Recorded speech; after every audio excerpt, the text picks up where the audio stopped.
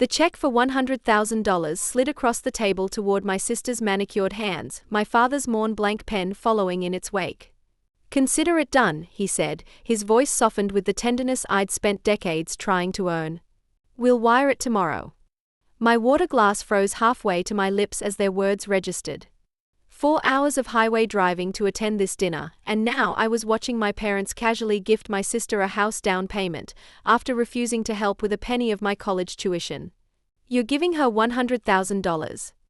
The words escaped before I could contain them, my voice unnaturally high as the dining room suddenly felt airless. Mom smoothed a non-existent wrinkle on the tablecloth, not meeting my eyes. "We're investing in her future," she corrected, as though the distinction mattered. "What about my education? You refuse to invest in me." My hands gripped the edge of the table, knuckles whitening. Dad's face hardened into the expression I knew too well. "You refused our guidance. You went to a state school." "Answer IOUs," Mum added, almost cheerfully. "It was still college," I whispered, my voice suddenly 14 years old again. Dad's eyes met mine, cold with finality. "You're the family failure, Riley." The room tilted. No one contradicted him, not even Veronica, whose face on the video call flickered with momentary discomfort before she composed herself. She didn't disagree. "My name is Riley, I'm 29 and a landscape designer. This is the story of how I grew myself into something they couldn't diminish." I stood up with unexpected steadiness. "I'm finished with this dinner." "Sit down," Mum snapped. "We are not done here." "I am."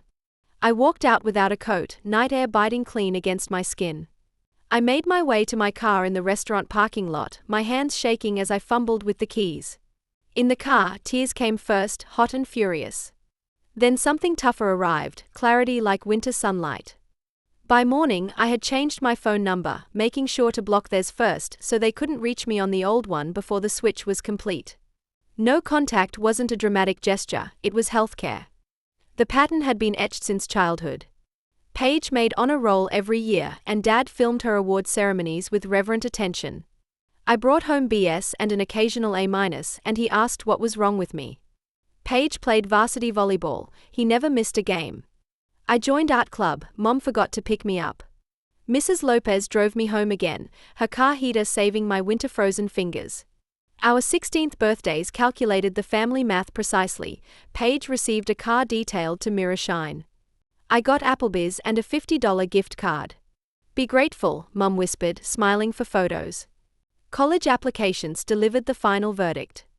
Paige went to UCLA fully funded with a send-off party that included family friends from church. I earned a state school acceptance and tentatively asked about tuition help over dinner. Dad carved pot roast with judicial precision. "We are not paying for that." Mom leaned in, gentle and reasonable. "State schools are for UNSER IOU's students." "It's still college," I whispered. His eyes never lifted from his plate. I signed for the loans alone, 6.8% on every dollar. 2 jobs kept the lights on, library stacks during the day, diner shifts at night. Winter clawed through my insufficient coat. Pneumonia eventually knocked me to linoleum, urgent care machines beeping fluorescent judgment. I called home, shaking with fever. Dad said I needed better time management. Mom asked if I'd been taking vitamins. It was Sophia's mother who arrived with homemade soup. Mrs. Natalia Lopez, steady and kind, handed me a $500 check. "Not a loan," she said firmly. "An investment in your future. Rest. Jobs can wait." I cried until the soup cooled. Someone had shown up. Therapy followed that winter. Dr. Warren mapped my family pattern with clinical precision. She named protective disillusionment, plan for absence to spare the heartbreak of disappointment. I developed new habits, invite only people who actually arrive. Graduation proved the strategy. My parents skipped, others filled the seats. I stopped asking for permission to exist and started taking attendance. Holidays tested my new no-contact policy. Guilt tried every door. Thanksgiving tasted like Thai takeout. I watched movies and practiced breathing. Christmas rang with 17 blocked calls, voicemails saying "come home." I saved 2 for documentation, both performing concern as control. I transcribed the sharpest sentences verbatim. Paper held what memory distorts. The Lopez family pulled up a chair instead. Sophia's brother taught me card games. Her grandmother told immigration stories. Mrs. Lopez pressed leftovers into containers. You belong here, she said simply. In January, therapy restarted. Dr. Warren slid over worksheets. Your parents' voices have colonized your thoughts. Let's evict them gently. We labeled intrusive thoughts by source. Dad said became not truth. We replaced them with facts, dates, deliverables, deposits, referrals. I wrote 3 counters per criticism. The process felt mechanical, then merciful. We rehearsed boundary scripts. I practiced saying no without explanations. No is a complete sentence, she reminded me. I said it twice, then 3 times, then regularly. I built a support network deliberately, people who showed up consistently. I answered fewer imaginary arguments and more actual emails.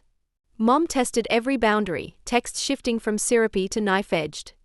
I archived them methodically in a folder labeled evidence. Evidence beats memory during emotional storms. Work became my refuge, then my launchpad. Freelance design first, anything that paid on time. I rebuilt my portfolio at midnight. Case studies spoke instead of apologies. Clients stayed when I raised rates. I stopped flinching when inbox notifications went silent. A tech company noticed my consistency. The offer letter arrived on a Tuesday, senior designer, real salary, benefits, equity. I signed before doubt woke up. Yvonne, my manager, valued problem solvers. Show your thinking, she encouraged. I learned to present without shrinking, to defend calmly. The imposter voice softened against metrics, ship dates, research notes, outcomes. A year later, promotion landed, lead designer, larger scope, better leverage. 18 months after, I pivoted to a startup role with meaningful equity. 14 months later, acquisition closed cleanly. Options became cash, then possibilities. I didn't buy luxury anything. I bought soil and sky, 40 acres in Sonoma County with a tired farmhouse and outbuildings. The inspection listed problems like poetry. I saw sequence, not disaster. Contractors handled structure, well, and septic. I took the rest slowly. Weekends smelled like sawdust and primer.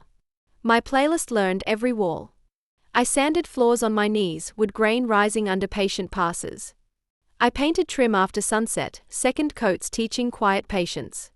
I learned irrigation by failing twice, PVC sings when sealed right. A neighbor named Theo taught beekeeping, calm hands, slow breath, steady frames. Bees taught me steadier breathing, they respected deliberate movements.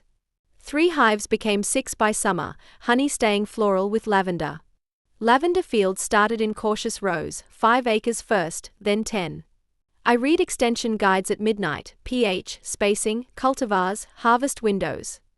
The first harvest paid my property taxes. The next covered insurance. I hired 2 high schoolers, Fiona and Gerald, paying fair wages with flexible hours and real training. We packed orders in the barn, laughter mixing with dried stems. Fiona mentioned college worries. One afternoon, I extended hours in the schedule. Save for tuition, I said. Your shift will be here when you get back. Purpose replaced the old approval chase. Community filled my empty holidays. I requested an appraisal in spring, new roof, restored floors, productive acreage. The number arrived on a Thursday. $2.3 million, conservative estimate. I set the paper down slowly, then went to change the furnace filters. Growth looked like hard checks cashed, like hands stained with lavender oil, not applause. I slept without bracing for judgment and woke without asking permission. The farmhouse finally felt finished. The fields hummed their steady proof. I had planted lavender and outgrown their narrative. Then Paige went wine tasting in Sonoma. A wrong turn found my road. She slowed beside the lavender fields in full summer bloom, my truck visible in the driveway, the farmhouse settled against the hillside. She took photos, then called our father. My phone rang an hour later, my father's voice thin with surprise. I was shocked to see his number, I'd blocked it years ago, but he was calling from a new phone I hadn't blacklisted yet. Is that your place, Riley? It is, I answered evenly. 40 acres, renovated farmhouse, working fields. I checked the records, he said. The appraisal says $2.3 million. It does. I wasn't surprised he'd looked up the property records. Dad had always been the type to research anything that caught his interest, especially when it involved money or status. The silence pressed like old habits. Then the pitch arrived, dressed as reconciliation. We can help you expand. Contacts, capital, real guidance this time. I pictured my boundary scripts from therapy. No, I said simply. I don't want your involvement. Mom grabbed the phone, breath quick. Don't be childish. We are family. You said I was a failure, I reminded her. Remember Tuesday dinner? We used tough love, she insisted. It pushed you to succeed. It erased me, I corrected. Success happened without you. They tried again the next day. Email subject, investment proposal. I archived it without opening, then blocked their addresses. A week later, a courier arrived with a plain envelope in Mom's handwriting. Inside, a check for $100,000 with a note reading simply, for your college. Sorry. She must have gotten my address from the property records Dad had researched, the same public documents that revealed the appraisal value. I sat with it for 10 minutes. My hands didn't shake. I shredded the check deliberately, crosscuts until the numbers disappeared. I wrote one line on paper, "You can't buy forgiveness." I mailed the scraps back, certified, receipt filed with everything else. Dad switched to performances at the gate. Khakis, polished shoes, weekend face. The security camera woke with a chime. He looked smaller than memory. I pressed the intercom button. Leave, I said steadily. I only need 5 minutes, he pleaded. I was wrong. I'm sorry. You had 26 years, I replied. You used them poorly. We're your parents, he tried again. Parents get access. Access is earned, not presumed, I said. Not purchased. Can't we move past this? You can move without me. Forgive us, he said, voice breaking. I can, I said quietly. But forgiveness isn't reconciliation. It isn't access. He stared at the closed gate. The motor hummed, then stopped. He left after 4 long minutes. The camera blinked back to idle. I logged the visit with timestamps. I watered the beds at dusk. Work held better than memory. Boundaries held better than work. I slept through the night finally. Morning arrived without dread. I forgave the past without reopening the door. Harvest ended with receipts and rest. 6 figures, steady, not a fluke. The fields funded themselves. The farm paid for the farm. Workshops filled before I printed flyers. Teenagers asked careful, eager questions. Start small, I advised, smiling. Learn your soil before your story. I taught pruning, drying, distilling. They filmed on cracked phone screens. Quincy, my business partner who joined the farm 6 months ago after we met at the farmer's market, stacked crates beside me, his jokes landing gently. We walked fence lines at dusk, goats following like nosy neighbors. I cooked simple dinners, then slept. Sleep tasted like earned quiet. I kept my tech job part-time for now, that balance holds. The barn received safer wiring. The well house finally got shelving. I updated the autopay dashboard monthly, taxes, insurance, payroll all green. Neighbors waved from dusty trucks. Market friends saved me a tent. Fiona left for UC Davis grinning, I kept her summer position open. Gerald learned the press this season, fixing a jam without cursing. I sent care boxes to supporters. Gift notes said simply, thanks for showing up. The blocked numbers stayed blocked. My gate code didn't change. Some temptations faded with distance, others needed firmer rituals. When intrusive thoughts knocked, I listed facts, orders, invases, schedules, appraisals. Dr. Singh called it muscle memory. I called it breathing again. Paige called once after her discovery, left a voicemail saying she was impressed with what I'd built. I didn't call back. That chapter was closed permanently. Our relationship had ended the night she silently agreed with Dad's failure verdict. She made her choice then, and I made mine. Sometimes I stand at the fence line, sun sitting low over purple rose. I think about Tuesday dinners past, about names I don't answer to anymore. I keep the land. I keep my name. They invested in her. I invested in myself.